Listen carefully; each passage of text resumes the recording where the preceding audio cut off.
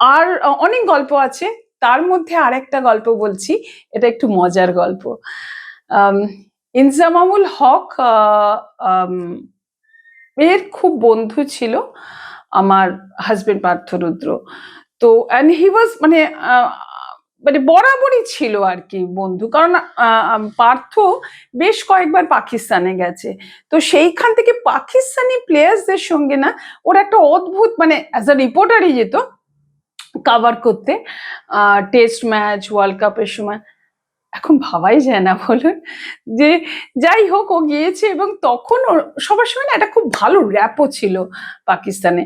তো কলকাতায় একটা ম্যাচ ছিল, বোধহয় ওয়ানডে ম্যাচ ছিল, তো Pakistan versus India. I was also a journalist that time. Inzamam তার স্ত্রী কাসিফার সঙ্গে এসেছেন, তার একটা ছোট ছেলেও ছিল। তো যেদিনকে মানে ম্যাচের দিন সকালবেলা ওনার স্ত্রীর কাসিফার বোধহয় একটা কাজ ছিল। তো আমাকে বলেছিল যে শুধু আমার সঙ্গেই যেতে পারে একটা ওই কাজটা করতে, মানে ওনাদের এত সিকিউরিটি এত কিছু, তাও কিন্তু বলছে আমার সঙ্গেই যাবে, মানে টু গো উইথ হার। তো ইনজামাম তো মাঠে খেলবে, কিন্তু স্ত্রীর সঙ্গে আমাকে একটা কাজ 1 ঘন্টার জন্য করতে হবে। তো আমি এক্সাইটেড ছিলাম নো ডাউট, বাট অলসো একটু ভাবছিলাম যে ম্যাচ ওখানে চলছে, আমি ফার্স্ট আওয়ারটা দেখতে পাচ্ছি না, এরকম একটা ব্যাপার। অদ্ভুত আরেকটাও ব্যাপার বলছি, যে ওনার জন্য আর কি বড় গাড়ি ওয়াজ গিভেন, যে ওনার যেখানে কাজে যাবেন, কাজে যাচ্ছেন সেখানে একটা বড় গাড়ি, অনেক সিকিউরিটি দেওয়া হচ্ছে, কিন্তু উনি বললেন আমার দরকার নেই, আমি মিতালির গাড়িতে যাব। তখন আমার একটা ছোট্ট গাড়ি ছিল, হ্যাঁ, তো সেই গাড়িতে কাসিফা এবং তার ছেলে আমার সঙ্গে গিয়েছিল। এখন ভাবলে মনে হয় যে I should not have taken the risk, but গিয়েছিলাম, এবং একটু মানে 1-1.5 ঘন্টা লেগেছিল, উনি একটা যে পার্টিকুলার কাজ করতে গিয়েছিলেন। আমার মনে আছে সেখানে যে ম্যাচ শুরু হয়ে গেছে, আমাদের গাড়ির রেডিওটা চলছে, তো প্রথমেই সেখানে আমাদের উইকেট পড়ে যায়। যেই উইকেট পড়ে, মানে ইন্ডিয়ানের সকালে এমনিতে একটু সকালটা ইজ অলওয়েজ ডাইসি, তো প্রথমেই আমাদের উইকেট পড়ে যায়, এবং উইকেটটা পড়াতেই ওর বাচ্চা ছেলে, স্বাভাবিক ওর টিম ভালো খেলছে, তো ও সঙ্গে সঙ্গে লাফিয়ে উঠেছে, লাফাচ্ছে মানে গাড়ির মধ্যে। তো আমি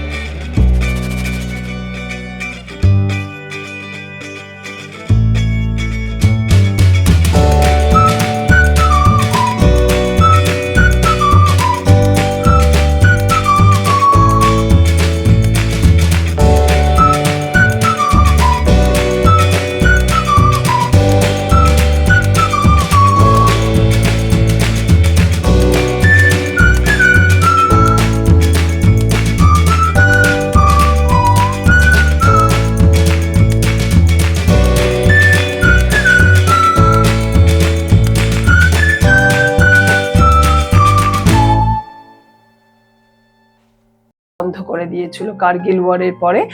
আবার ইন্ডিয়া পাকিস্তান খেলে 2003 বিশ্বকাপে।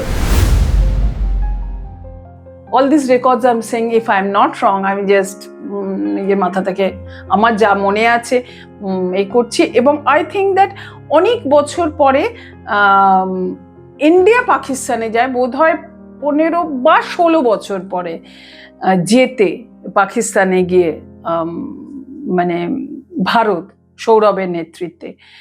তো এই সবই হতো, সবই বিতর্ক, কন্ট্রোভার্সি, জেতা হারা হতো, কিন্তু হিউম্যান রিলেশনে কখনো দাগ কিন্তু পড়েনি। স্পোর্টসটা কিন্তু স্পোর্টসটাই ছিল। পলিটিক্স, যুদ্ধ, যাই হোক, স্পোর্টসের সঙ্গে সেটা মেশানো হতো না। আরেকটা কথা, আরেকটা গল্প বলে আমি শেষ করব।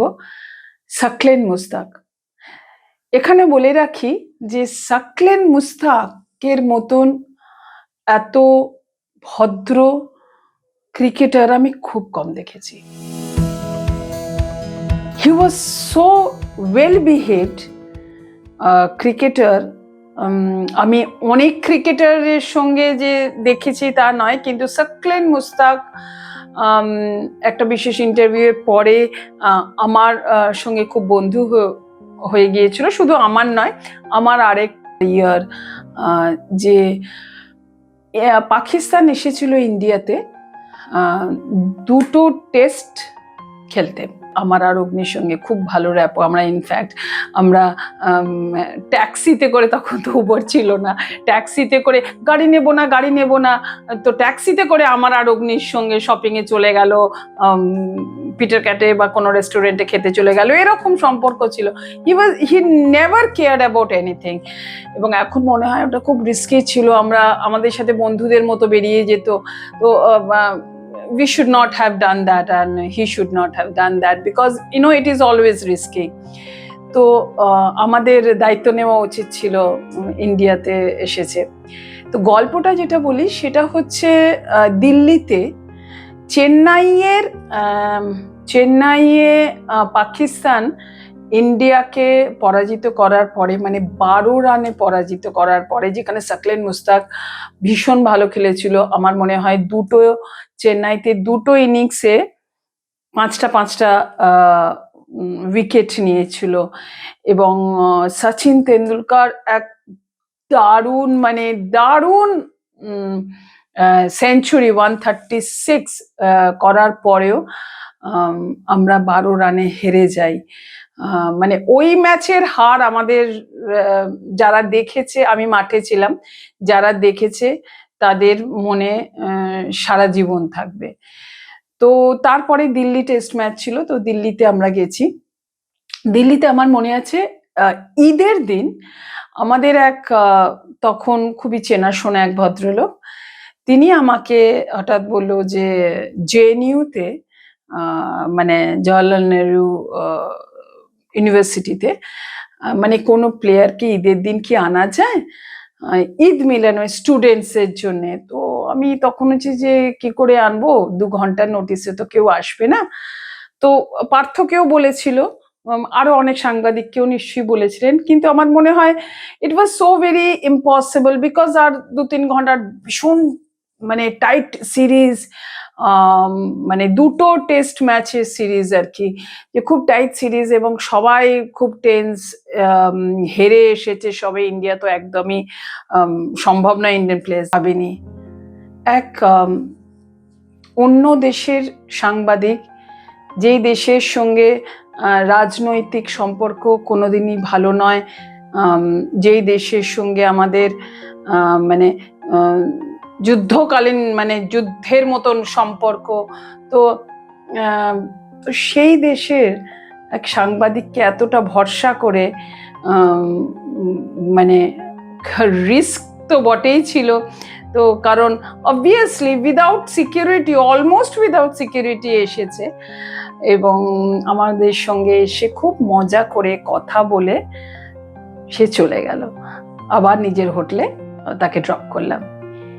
এই যে সুন্দর সম্পর্ক, এটা আমার মনে হয় শুধু স্পোর্টসেই হতে পারে।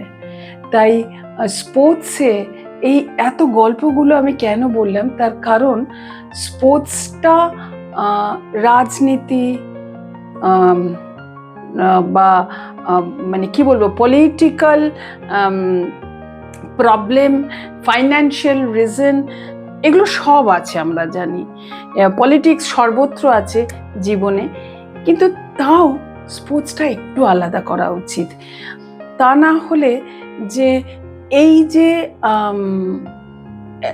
এই যে আমাদের ইন্ডিয়া পাকিস্তান ম্যাচ হলো এই কিছুদিন আগে 15 ফেব্রুয়ারি, এটা যেন পুরোটাই দেখতে লাগছে যে ভাই এই ম্যাচটা না হলে তো বিজনেস পাবে না, ব্রডকাস্টিং রাইটসের মানে এতটা টাকা পাওয়া যাবে না, এটা হবে না, ওটা হবে না। So there are lot of other reason than sports. তো ওইটা ওটা আমার মনে হয় অতটাও ভাবা উচিত নয়, মানে কিছুটা স্পোর্টসের রিয়েল রিজনটার জন্য স্পোর্টসটা খেলা উচিত। কারণ স্পোর্টস তো সবার খুব প্রিয়, ক্রিকেট ইন্ডিয়া পাকিস্তান ম্যাচ সবাই দেখতে ভালোবাসে। এবং এখানে আমি শেষ করছি একটা কথা বলে, যে শুরুটা হয়েছিল আমার হ্যান্ডশেক, মানে আগের এর থেকে যে handshake I did not like the fact that India did not shake hands with Pakistan. I am very loud and clear, আমি এটা বলতে পারি। কিন্তু আমি এটা ম্যাচের পরে দেখেছি অনেককে জিজ্ঞেস করে যে মানে বাই